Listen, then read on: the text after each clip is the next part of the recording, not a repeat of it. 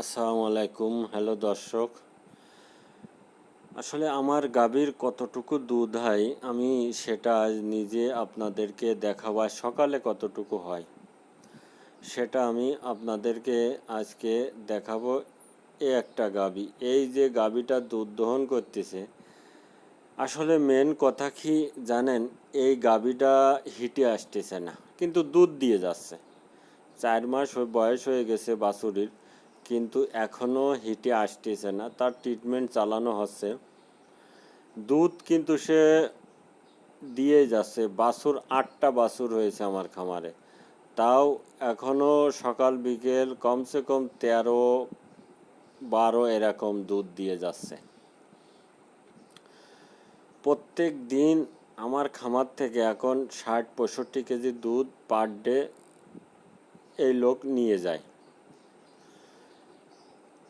প্রকৃতপক্ষে দুধ আমার কম হোক, কিন্তু যদি আমার গাভীর সংখ্যা বেশি থাকে তাহলে আমার দুধ অনেক বেড়ে যায়। এখন আমার 5টা গাভী দুধ দিচ্ছে প্রত্যেক দিন। 5টা গাভী সকাল বিকেলে, কোনো দিন 60 হয়, কোনো দিন 62, কোনো দিন 65ও চলে যায়, কোনো দিন আবার 58-55 নেমে আসে। আর একটা কথা হলো যে মেন জিনিস হলো যে কাঁচা ঘাস। আমরা যদি কাঁচা ঘাস ভালোভাবে না খাওয়ানো হয় তাহলে আমাদের সমস্যায় পড়তে হবে।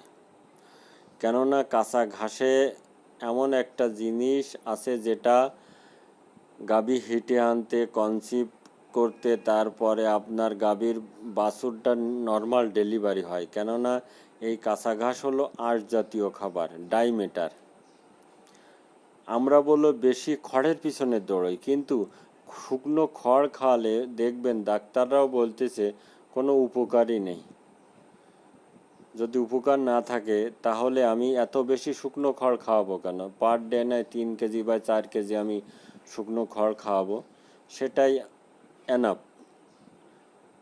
প্রত্যেক দিন আমার আমার মাসে আমি দুধ 70,000 টাকার দুধ বিক্রয় করতে পারি। কোনো মাসে আপনার 68, কোনো মাসে 70, কোনো মাসে 71, এরকমই পার ডে আমি বিক্রয় করতে পারি। এখন দুধটা ওজন করা হবে।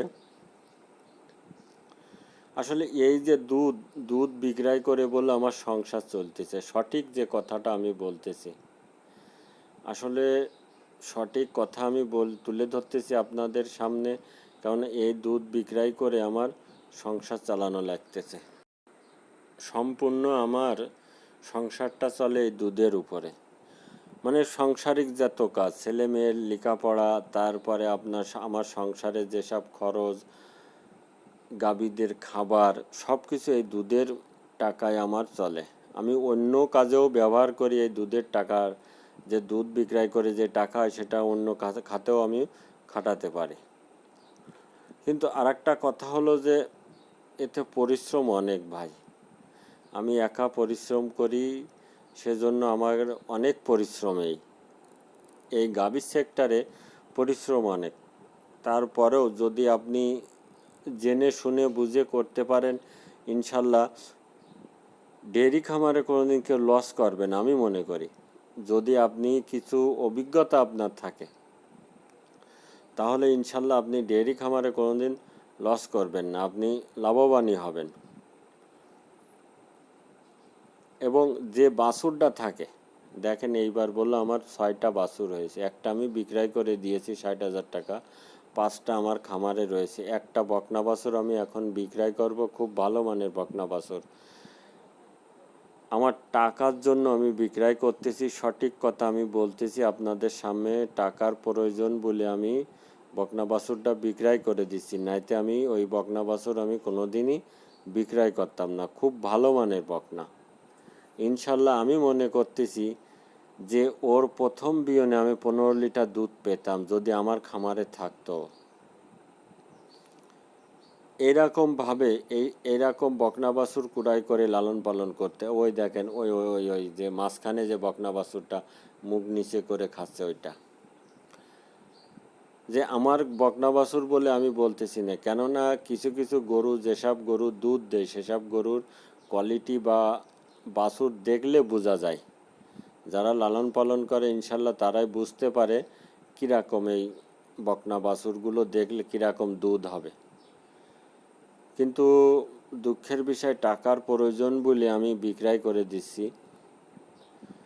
আরও আছে আমার, এখনও দুটো বকনা বাছুর আছে আর দুটো ষাঁড় বাছুর। এই দুটো বকনা বাছুর আমি রেখে দেব, কেননা খামার পরিচালনা করতে হলে এবং খামারে টিকে থাকতে হলে বাড়িতে যদি গাভী তৈরি না করতে পারেন সে কোনো দিন সাকসেসফুল হবে না ডেয়ারি খামার, এটা আমি গ্যারান্টি দিয়ে বলতে পারি।